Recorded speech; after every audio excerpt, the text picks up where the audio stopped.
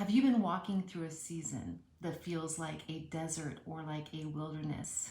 Well, I want to encourage you that it's not about punishment, but about preparation.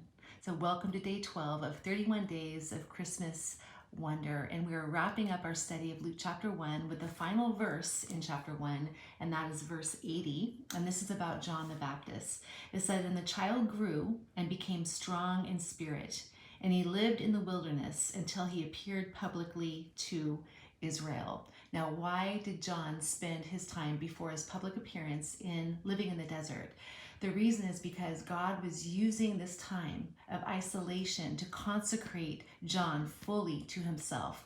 God used it as a powerful time to develop his spiritual voice and his spiritual ear so that he would not be influenced by the power structures and systems of the world, so that he could speak against those systems as he proclaimed to repent and make straight the way for the Messiah that was coming. And so that is why God used it as a profound time of spiritual growth and development. And God will do the same thing in our lives as well. I've been there. I have been in a season years ago where I absolutely felt like God had left me. I was hearing him for other people, but not for myself. And this went on for months.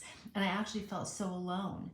And yes, I know and have taught many times that God is more than a feeling. Of course, we know that. But I also had enjoyed a very intimate relationship with him over the years. And so I felt like he had left. And I remember just crying out to him in my prayer time every day and feeling like my prayers were just bouncing off the ceiling. And one morning in the early morning hours, I heard Jesus say to me, and he asked me this one question. He asked, "Heather, are you willing to follow me in the silence?" And I absolutely wept. It was such a tremendous question, because it was in that moment that I realized that Jesus had been using that season to draw me closer to him in trust, to not rely on my feelings, to really mature even more in his word and in his character and in his promises, to live according to his word. And so this was a season of tremendous fruit as I would choose to abide in him. Because we have a choice in the desert.